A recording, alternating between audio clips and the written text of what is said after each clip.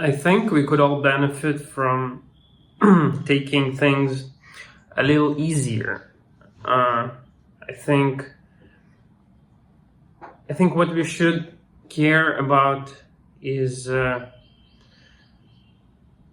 enjoying things and having fun. And I'm not saying like all you have to do is lead a nihilistic lifestyle and just focus on how much fun or happiness or whatever like the life can offer you. But I do think that it's really important to not forget to have fun, and that goes like I think for everything in life that we do.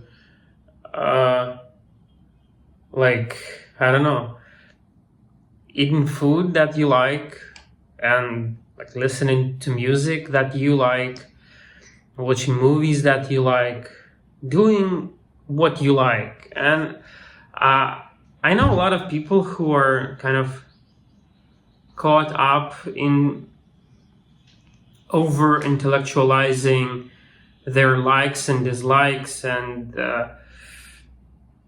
it becomes like a whole mental exercise to kind of justify why you do like or why you do dislike a certain thing. It can be any form of art. It can be, I mean, as in music, as in like movies again. It can be like, I don't know, as graphic art in terms of like paintings, or like anything really that is open for interpretation. People do take a lot of pride in like segregating one from another, in being educated, in telling you like why this thing sucks and why this thing is good. And I mean, I'm sure I used to be such kind of way as well. I think I would have arguments online and in person, like why this artist is good and why this one sucks. Or I would like moral police. I would tell people, oh no, what you're doing is wrong, and actually what I'm doing is correct. And I mean, you see how I'm smarter than you there, because like I'm doing the thing that is better in my worldview than you. And so and I do think that's like ultimately wrong. Not because well, first of all, because everyone has their own value and belief system. So ultimately it just boils down to person having fun, and you are there like fun police. Oh no, you can't enjoy this music because it has no meaning and it sucks and the beat is bad. And it's like, no, I mean, I can enjoy whatever I want, and you don't have to, like, I don't have to justify something for you, and even for myself. I don't have to justify it. I can just like it. I can just like things just because. And I think that's like really what I want to, how do I say, tell about here in this video, because people do get caught up into this like trap. I think we should be free with our likes and dislikes, and it's okay if we like or dislike a certain thing just because it aligns with us in a certain way, because we feel like doing that. And I think that's like it's like a trap of sorts, where you want to justify what you like. So I think everyone should just live a little, have fun, and do what you like to do. Listen what you like to. It doesn't have to be, great music. It doesn't have to have great lines and very smart, overly smart punches, or like lyrics or something. I don't think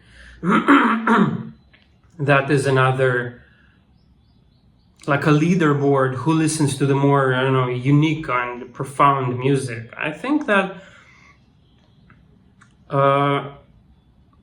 since art is always open for interpretation, I think that it's just up to you, really. And like we say that, the truth lies in the eyes of the beholder, right? So nothing can be truly free of sense of meaning.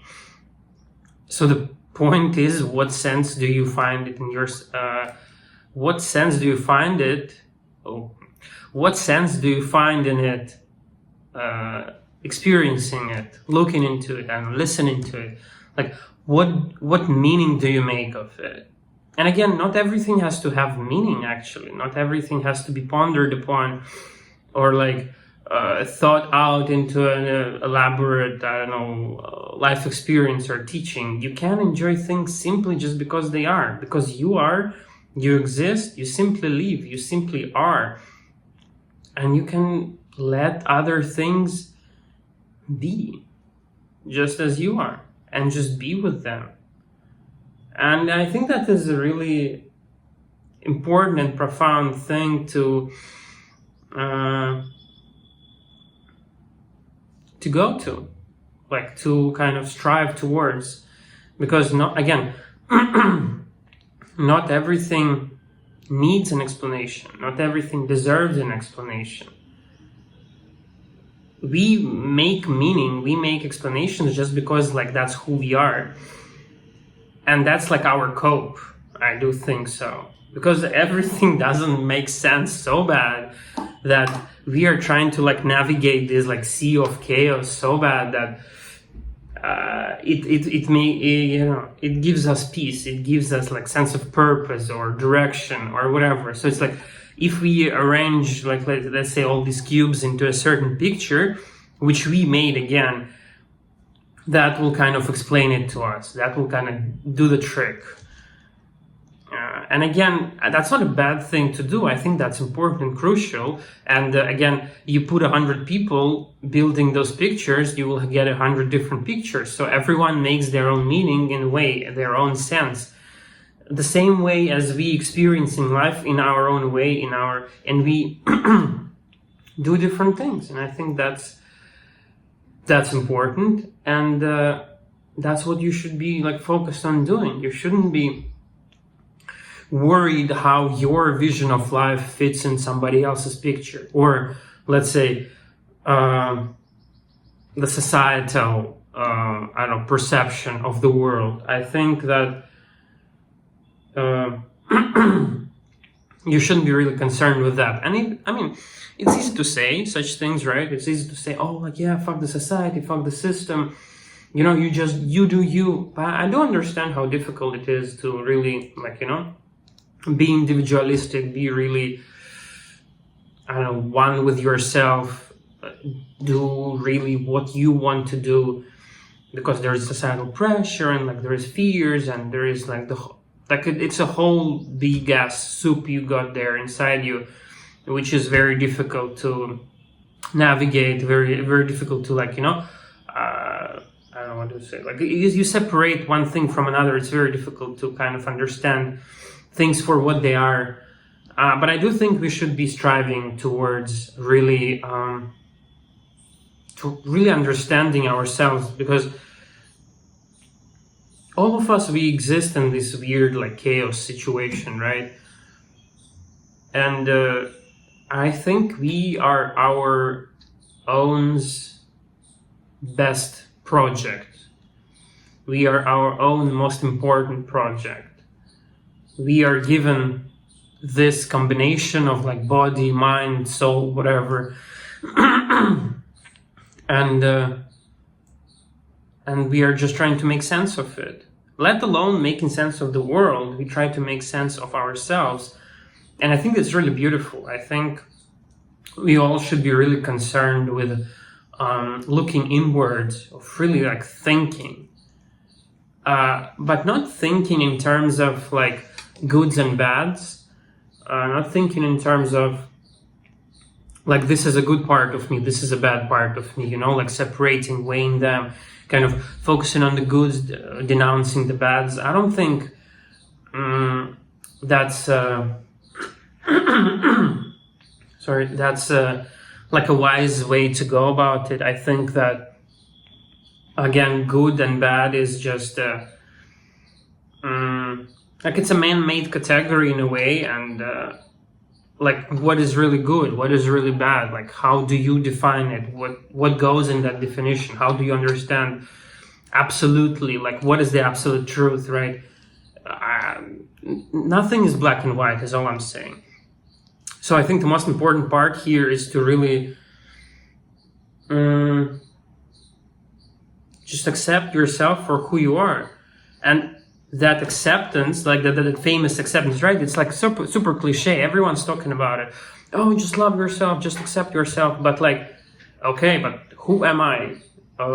Who am I accepting? And I think that is like, that's how you embark on this journey. That's how you get there. That's how you set foot. Because to love or to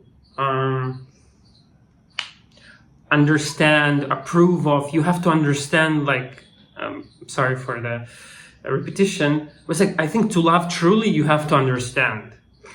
And to understand, you have to be interested in, and you have to dig, and you have to inquire, and you have to think, and you have to, like, look. So you are in your body, you are in your mind, you are, I don't know, whatever you are.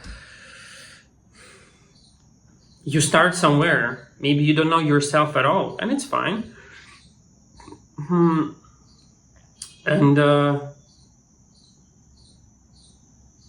you just start.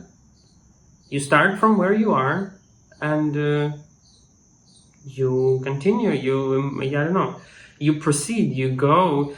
You ask yourself questions. You try to understand. And I think through that kind of an inquiry that you do every day, since you are living in your body, you are witnessing your mind every day, the more you like get to know yourself, the more you understand, the more you will fall in love, I think. I'm truly like convinced about it. And another important part here is that we like to how do I say? Like we like to think that we are better than we are, as if there is like some kind of competition going on. That you have to be a good person because good people are good, and you get into this whole like trap of trying to be good and repressing the parts of you that you deem as bad. And I think that's like that's a wrong solution to the problem that was never there. All you have to be is get educated on your own bads, as you might call them, right? Actually, that is like it's an interesting part of this. There's this guy Carl Jung, and that's a big part of Jungian philosophy, where he was talking about embracing the shadow. And this is the shadow, technically, right? It's like something that makes you uncomfortable with yourself. It makes you not like this part of yourself. It is like a I don't know, shadow you is like a bad you, right? It's like, the bad things you are doing, or you're capable of doing, or the bad thoughts you are having, which again is interesting because you name those things, right? You make them bad. You label them as bad. And the point here is that I'm trying to get across is that you shouldn't label them as bad. They just are. And once you look at it, they thrive in darkness. That is also an important part. They thrive in darkness. So it's like you repress them, you shame them, you kind of try to disown them. They grow stronger. I don't know, your secret urges, desires, like whatever it may be, right? The negative, bad thoughts, or like evil thoughts, or whatever. You repress them, you disown them, you shame them. That's like a big black Pandora box somewhere down there. And the best thing you can do for it is actually open it. Because once you bring that black box, like you open it on the sun, there's the sunlight, and you start like genuinely be interested in it, you start looking at it, oh wow, that is like my hate for this thing, or this is my hate for that thing, or this is my, I don't know, secret repressed desire. And once you start looking at it, they actually like lose their weight. You become more confident in yourself, you become more powerful, you become more like in tune with yourself, because you see those things now for what they are, and they're not that big of a deal actually. And then once you name them, once you think about them, the power goes away, and you are able to kind of, you have to own that. That's all I'm saying. You have to own your darkness. I mean, again, perceived darkness. Yeah. So, because, yeah.